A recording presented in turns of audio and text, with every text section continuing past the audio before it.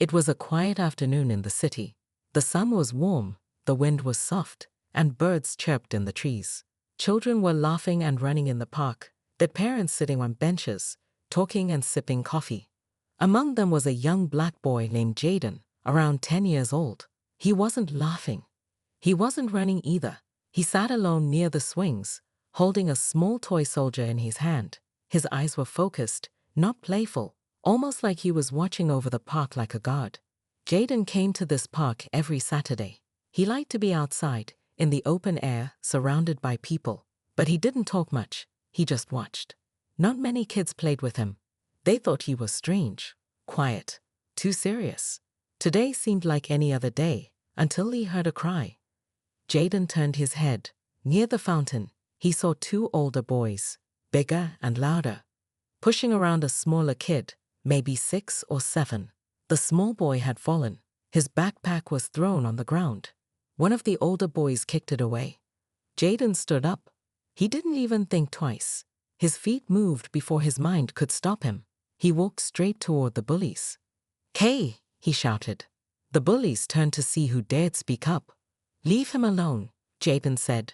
His voice wasn't loud, but it was firm, strong, like someone twice his age. The bullies laughed. "Oh, what, soldier boy?" one of them said, mocking his serious face. Jaden didn't flinch. He walked between them and helped the small boy stand. "You okay?" he asked him. The small boy nodded, scared but thankful. Just then, a police officer walking nearby noticed the commotion. He walked over, tall and slow, like he was in no rush. "What's going on here?" the officer asked, looking around. The bully stepped back. The small kid ran toward a woman, probably his mom, who had just noticed what happened. That left Jaden standing alone, facing the officer. "You causing trouble, kid?" the cop asked, one eyebrow raised. Jaden looked up at him, calm. "No, sir. They were bullying that boy. I helped him." The officer crossed his arms. "And who told you it was your job to play hero, huh? Where's your parent? You out here alone?" Jaden stood tall, though he was much smaller. "My dad taught me. He's in elite military," he said softly. The officer blinked, then burst into laughter. "Elite military? You? Come on, kid. Don't make up stories." Others nearby started watching. Some laughed with the cop. Jaden didn't move. He didn't smile. His shoulders didn't drop. He just looked down at the grass for a second, then looked back up. "I'm not lying," he whispered. The officer leaned down a little, like he was trying to look into Jaden's mind. "Let me guess. He's a ninja too," he mocked. Jaden didn't reply. The cop stood up straight again, annoyed. "You need to stop pretending, kid. I don't know what kind of games you're playing, but don't go around acting like you're some kind of soldier's son." Jaden just stayed still, silent. Then something strange happened. The camera would pan slowly to the trees in the distance. There, deep in the shade, a figure stood, still watching. They wore dark clothes and a cap pulled low. One hand rested on a belt, military style. They didn't move, didn't speak, but they were watching. Everything. Back near the fountain, the cop was still going on. "You know how dangerous it is to lie to an officer. You could get in real trouble." "I'm not lying," Jaden said again, this time firmer. His eyes looked straight into the officer's. The officer was about to say something more when a light beep came from Jaden's wrist. He was wearing a small black bracelet, something that didn't look expensive, but had a tiny red light blinking. The officer noticed it. "What's that supposed to be? A toy spy watch?" Jaden glanced at it, then back at the officer. "It's how I talk to my dad," he said. The cop shook his head, chuckling. "All right, soldier boy. I think it's time you went home before your imagination gets you arrested." Jaden didn't argue. He just looked out toward the trees, toward the figure that was no longer there. But somewhere, just beyond the trees, the wind whispered through the leaves, and tires rolled silently across the grass. Someone was coming. Someone real. And they weren't laughing. Jaden sat quietly on the park bench. His legs didn't swing like a normal 10-year-old's. He sat still, calm, watching the people around him. The police officer paced in front of him with his arms crossed. His face showed a mix of confusion, disbelief, and irritation. "You really expect me to believe your dad is some secret soldier?" the officer asked, raising his voice so the nearby parents could hear. Some people turned their heads, others chuckled. One man even said, "Kids these days think life's a movie." Jaden didn't move. "I'm asking you again," the officer said. "Where's your parent? Give me a phone number. You don't just walk around pretending you're trained by the military." Jaden looked at his bracelet. A small red light blinked once. Then again. "I already called him," Jaden said. The officer laughed. "With that toy? What is this, Mission Impossible?" Jaden looked straight into his eyes. "It's real. You've got 5 seconds to tell me the truth, or I'm calling child services," the officer warned. "I don't care how many superhero stories you've read." Jaden's expression didn't change, but his voice grew stronger. "My dad told me this would happen. That people would laugh. That they wouldn't believe me. He told me to stand tall and speak truth." The officer groaned. "And let me guess, he's watching you from a satellite right now?" "No," Jaden said. "He's closer than you think." The officer stepped back and laughed louder than before. "Wow, you're serious. I should put this on TikTok. Kid pretends to be secret agent." A small crowd had gathered now. Some stood with arms crossed. Others held phones, recording. A few kids whispered to each other, giggling. But then, the park went quiet. A strange hush fell over the air. Even the wind slowed. Birds flew off the trees suddenly, as if something had scared them. Jaden looked up. His eyes were alert now. "Ready." The officer noticed it too. "What's going on?" From the far edge of the park, where the walking path ended near the woods, a dark black SUV rolled slowly onto the grass. It made no sound. Its windows were blacked out, shining like a mirror in the sunlight. "Hey, this is a pedestrian area," the officer shouted, stepping forward. The SUV stopped. People began whispering. "Is that the police?" "No plates." "What kind of car is that?" Then, click, the driver's door opened. A man stepped out. He wore all black. A communication headset sat around his ear. His boots were thick, heavy. His arms looked strong, and his movements were sharp, precise, like he was trained. He didn't speak. He just looked around the park carefully, as if checking for danger. The officer's tone changed. "What is this? Is this some kind of joke?" Jaden stood up. The officer turned back. "Sit down, kid." Jaden didn't listen. Then the back door of the SUV opened slowly. A pair of polished black boots stepped onto the grass. A tall man in full elite military uniform stepped out, camouflage vest, black gloves, and a sharp, clean badge that glinted in the sunlight. His face had a deep scar down one side, and his eyes were hidden behind dark sunglasses. Gasps came from the crowd. Someone dropped their phone. A child whispered, "Is that a real soldier?" The man stood straight, calm, powerful. He scanned the crowd. Then his eyes stopped on Jaden. The boy smiled. "Dad," Jaden called out. The man gave a sharp nod. Then he walked toward the police officer with perfect steps, each one measured, quiet, and controlled. The officer stepped back. Who are you?" The man reached into his pocket and pulled out a badge. "Commander Marcus Mason, Special Tactical Unit 9, Elite Military." The officer froze. The crowd went silent again. The wind picked back up, but no one moved. Commander Mason looked down at his son, then back at the officer. "Is there a reason you're harassing my boy, Officer Daniels?"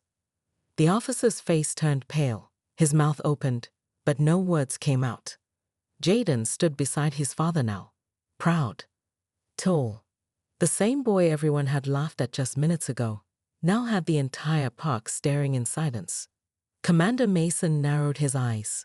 "I asked you a question." The park was completely silent. Even the birds stopped singing. Commander Marcus Mason stood still, his tall shadow covering the officer who had just laughed at his son. Jaden stood beside him, looking straight ahead, no fear in his eyes. The officer, now clearly nervous, tried to straighten up. "Sir, I didn't know." He didn't have an adult with him, And when he said you were elite military, I just thought. You thought he was lying. Commander Mason finished for him, his voice cold and sharp. You thought a young black boy couldn't tell the truth about his own father. The officer swallowed hard. Sir, I didn't mean it that way. I just. You laughed at him. In public, in front of others. You tried to humiliate my son. The officer looked down at the ground. His badge suddenly felt heavy on his chest. Jaden stayed quiet. Commander Mason turned to his son. You okay, soldier? Jaden nodded. Yes, sir. The crowd, once full of whispers and giggles, now stood frozen. Some people lowered their phones. Others turned off their recordings. No one dared say a word. Commander Mason stepped forward. His boots crushed the grass below. Each step carried weight, authority, and training. I've trained in more than 7 countries, he said loud enough for the crowd to hear.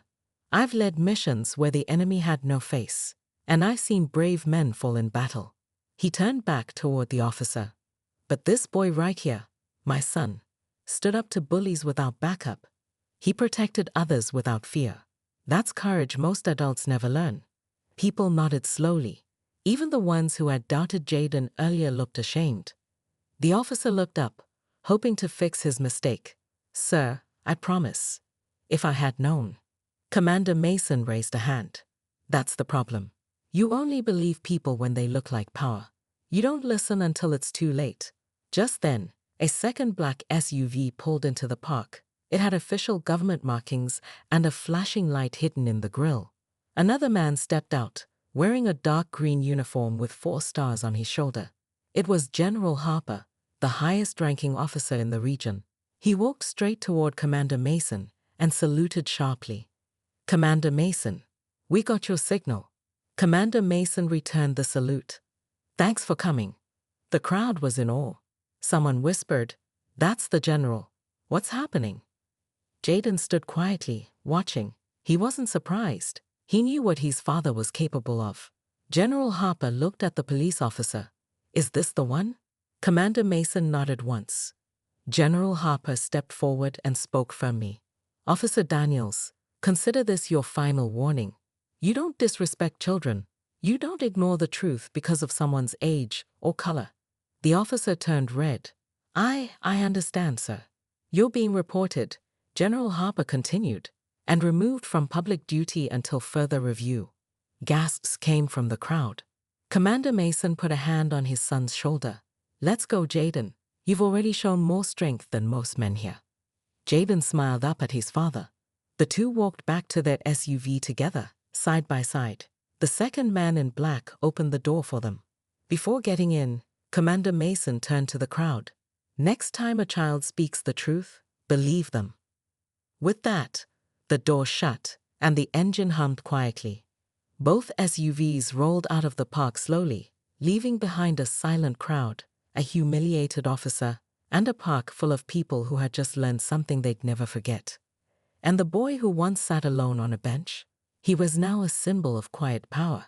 But the story wasn't over yet, because someone else had been watching from behind a tree. A man in a suit, holding a phone, with a strange logo on his jacket. He spoke quietly into a headset. Target confirmed. The boy is real. Proceed with the next phase. As the black SUVs disappeared down the road, peace slowly returned to the park. But not for long. Behind a tall oak tree, a man in a dark suit lowered his phone. He wore black sunglasses and a thin earpiece. On his chest, a silver badge gleamed, but not a police badge. It had no number, no name, just one symbol, an eagle holding a sword. He whispered into his headset. The boy is confirmed. Operation Eclipse will move to Phase 2. A quiet voice replied in his ear. Copy that. Proceed with caution. Eyes only. The man walked away, his steps light. No one noticed him leave. No one, except Jaden. From inside the SUV, Jaden sat silently, staring out the window. His reflection stared back at him, but something behind the glass caught his eye. A figure, moving fast, disappearing into the trees. Jaden leaned closer, his eyes narrowed. Dad, he said softly. We were being watched. Commander Mason didn't look surprised. He just nodded once. I know. That's why I called Harper. Jaden turned to him. So, they were waiting for this. Commander Mason didn't answer right away. Then he pulled out a small tablet from the glove box and handed it to Jaden. Press the green square, he said. Jaden tapped it.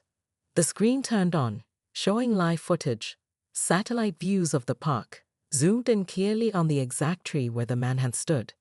Jaden's mouth fell open. You knew he'd be there? Not him, but someone, his father replied. Ever since you passed the training simulation, they've been watching you. Jaden's heart beat faster. They know I'm different. Commander Mason looked at his son, his face softening. They know you're gifted. You see things others don't. You stay calm under pressure. That's why I kept your identity a secret for so long.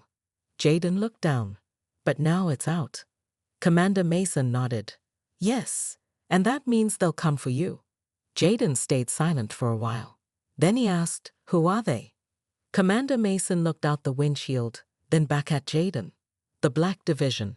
Jaden shivered. He had only heard rumors of the Black Division in his dad's old training books. They're real, he whispered. Yes, his father said. And they're not just watching anymore. They're recruiting. Jaden's eyes widened. They want me. Commander Mason didn't answer. Instead, he pressed a hidden button near the steering wheel. A panel slid open in the dashboard, revealing a small black envelope. He handed it to Jaden. The boy opened it carefully. Inside was a card made of solid metal. It had no name, just one line. If you can read this, Aurredn. Jaden stared at the card. What does it mean? His father leaned in. It means your test has already started, and it's not over yet. Jaden looked out the window again. The world outside suddenly felt bigger and more dangerous. He clutched the card tight. At that moment, another voice crackled through the car's radio. This is Agent Rowe. Target vehicle has been spotted. We're going dark. Extraction in 3 minutes. Jaden looked up at his father. Are they talking about us? His father started the engine again. No, he said calmly. They're talking about you. The road ahead was quiet. But inside the SUV, Jaden's mind was racing. He held the cold, black metal card in his hand. His father, Commander Mason, hadn't said a word since the radio call. Dad, Jaden finally spoke. Why now? Why did they wait? Commander Mason kept his eyes on the road, because they didn't think you were ready. Jaden turned toward him. But you did. I've always known, Mason said softly. You're not like other kids, Jaden. You don't panic. You don't run. You observe. You calculate. Jaden lowered his voice. But what do they want from me? Commander Mason glanced in the rearview mirror. Not just you. They want control. Power. And if they can't control your gifts, they'll try to erase them. Jaden went quiet. Suddenly, the SUV's screen flickered. A face appeared. Not human, an AI mask with glowing red eyes. Hello, Jaydn, it said in a robotic voice. The car lights dimmed for a second. The engine stuttered. Is that them? Jaden whispered. Commander Mason quickly pressed a button on the dashboard. The AI disappeared, and the screen shut off. Encryption breach, he muttered. They're trying to hack in. Jaden's breathing grew faster. They're watching me from everywhere. Commander Mason pulled the car into a secret underground tunnel. It looked like an old warehouse entrance, but the door opened with a scan of his fingerprint. As the vehicle rolled in, Jaden looked around. The walls were lined with weapons, computers, and strange machines he had never seen before. A man in a lab coat stepped forward. Commander Mason, he nodded. Then his eyes landed on Jaden. So this is the boy. Jaden stepped out slowly. I'm not just a boy, he said. I know what you're doing, and I want answers. The scientist smiled. Good, you're already thinking like one of us. Commander Mason put a hand on Jaden's shoulder. This is Dr. Kell. He helped build the Black Division before he left. Jaden looked up at him. Why did you leave? Dr. Kell looked serious now. Because they were turning children into weapons. And you, Jaden, are their top interest. Jaden frowned. But I haven't done anything. Dr. Cal turned to a screen and brought up files, video clips of Jaden at school, in the park at home. His eyes widened. Every time you're in danger, your mind activates a response, the doctor explained. You don't just react, you calculate every outcome before it happens. You're a living strategy system. Jaden looked at his father, like when I knew the bullies were going to push the kid at the park. Commander Mason nodded. Exactly. You read situations faster than trained soldiers. But why is that dangerous? Jaden asked. Because people in power fear what they can't control, Dr. Kell said. And someone like you, who can think 10 steps ahead, is a threat to corrupt systems. Suddenly, alarms blared. BEP, BEP, BEP. A guard ran in. Sir, we have company. Someone just broke through perimeter level 3. Commander Mason's eyes sharpened. How many? Just one. But they're already inside. Jaden turned to the screen. A figure in black armor was walking through the tunnel fast. The computer scanned them. IDENTIT. Unknown. Name. Agent R.Hill. 3EAEVL. Extreme. Jaden felt a chill run through him. Dr. Cal turned pale. It's him. Commander Mason reached into a drawer and handed Jaden a small device. What is it? Jaden asked. Your key to survive, his father said. It's time for you to make a choice. Jaden stared at the device. It glowed faintly, and somehow, it felt like it knew him. Footsteps echoed outside the door. The lights flickered. Commander Mason looked Jaden in the eye. This is your moment, son. Whatever happens next, don't run. Stand your ground. Jaden nodded slowly. The door burst open. And there stood Agent Rowe. The door slammed open. Agent Rowe stepped in, tall, silent, dressed in black armor that shimmered like shadows. His face was hidden behind a dark helmet, but Jaden could feel the cold power coming from him. Dr. Kell took a step back. Don't engage him. He's not here for a fight. He's here for Jaden.